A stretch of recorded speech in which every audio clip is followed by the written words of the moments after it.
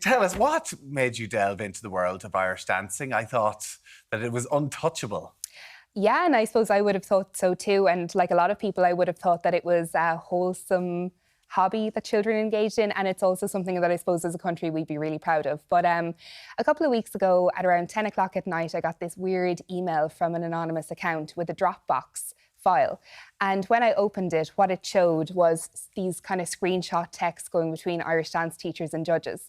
And from putting it together, we learned and reported the next day in the Irish Independent that on Coimisiún, Rincí Gaelacha, which is the biggest, oldest and most prestigious Irish dancing organisation in the world, had been handed these files in July, which appeared to show a systemic cheating problem.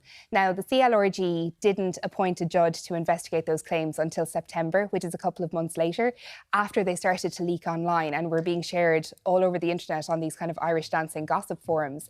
Now, what's come from this is obviously a judge-led investigation, a disciplinary process within the CLRG, but more than that, a lot of people from the world of Irish dancing coming forward and saying this has been an open secret for a long time, and as far as they're concerned, this is just the tip of the iceberg. And let's talk about what this feis fixing looks like, because it is dancing teachers who are trading what in order to get their dancers for a spot or to get them up the rank? It's a really interesting question, because in these messages you can't see anybody talking about the exchange of money. Yeah. But basically what happens is there seems to be kind of these allegiances between some of the really top, really prestigious Irish dance teachers, not just in Ireland, but in the US, the UK and all over the world.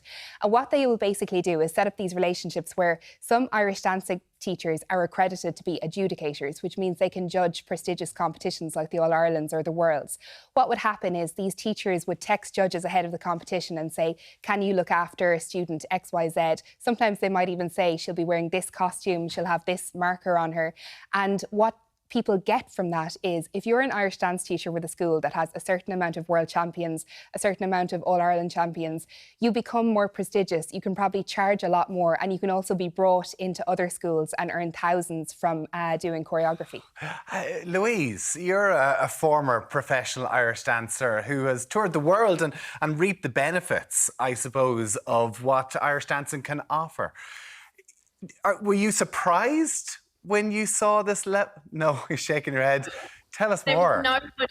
There is nobody in the Irish dancing world right now that is surprised by this. This is not new.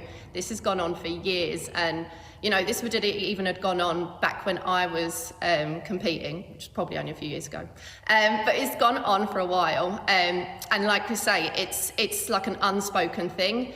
But you know, it's not something that. This is not what all teachers do. This is not across the board. And it's worth noting that, because there are so many teachers out there that have far higher morals that work hard. The kids work really hard. And it's just such a shame that on all those children, it's a shame for the children involved in this as well, because their names are out there publicly and they work hard as well. So the fact that they're having to be dropped to that level, it's stupid, and it's just not fair. But Louise, then I'm just wondering, for years and years and years, you've got professional Irish dancers like yourself who managed to make a career out of it, whether in Riverdance or Lord of the Dance. And I mean, you know, travelling to China, going to places like South Korea, America, it is a proper legitimate job. But you must be sitting there then having chats about people who won certain competitions, and you're obviously going, well, I don't think they deserve to win it. And it's something that there must be a lot of anger within the community. There is, and I mean, I've even seen, you know, when this news broke, I saw a post actually from a girl that's local here, and she kind of told her story. It's almost like people have started to go, well, we can actually say it now. So you know, we can say, I know this happened this time, and I know this happened, and people recalling stories that, you know, where they felt disappointed. And like Irish dancing is such a close-knit community, so everyone's very careful about what they say, because they don't want to offend each other and then somehow face the repercussions of that. It's a tricky one. For anyone within the community, like I'm on the outside looking in, I used to teach, I don't teach anymore. So that's probably why I feel like I can speak a bit more openly. I'm on here now. But so many people are scared to kind of say anything too loudly in case they kind of have any fallback for it, you know? For parents, Louise, I mean, Irish dancing, the amount of money parents have to spend on dresses, on wigs, on tans, on everything else, to then find out that there's actually cheating going on, whether your daughter or son is even going to get a ward. I mean, where is the sport now, in your opinion? I mean, it's devastating for kids, isn't it? But, you know, my children dance, and they're very young. They're only beginners, and we take it very loosely. We're not deep into the whole kind of competitive world of Irish dancing. I think it's down to the individual. I think, yes, you're spending an awful lot of money, but there's other hobbies that you're spending an awful lot of hobby on as well, I think as a parent, yes, it's going to be very upsetting to think that you've spent a lot of money to travel, because there's a lot of travelling involved with these competitions. And if you spent a lot of money to travel somewhere and you don't think you've been judged fairly, I mean, what can be done about it other than this investigation really needs to kind of really do some justice and not just give everyone a slap on the wrist and brush it under the carpet. There needs to be more done. Everyone has been saying this needs to have been done for years. It can't be just like, oh, let's just have a ban on adjudicating for a small period of time and move on. There should be permanent, implications from this. And Ellen, two people, and it's not saying that they were involved in this in any way, but two people did step down from the CLRG just last week. As Louise said there, it's been compared to the mafia. It's very close-knit community. Everyone knows everyone, and they're afraid of repercussions. So it does need to be kind of blown open in this way, because, there was an interview in the paper with a woman who spent €20,000 in 1 year for her children, going all over the place, right? Yeah, that's right. And I suppose the problem people have now is that this specific investigation is just on a dozen teachers and judges. And as everyone from the world of Irish dancing has said, it's a lot broader than that. And I think a lot of people are now getting the sense that if those people are found guilty of cheating and there is maybe a lifetime ban on them and that's it, then this will have achieved nothing. And there's a real anxiety in the world of Irish dancing that if this opportunity is missed, there will never again be an opportunity to kind of clean up the world of Irish dancing. This scandal is being described as the biggest thing to happen to Irish dancing since Riverdance. But obviously this is a very negative thing to happen to Irish dancing.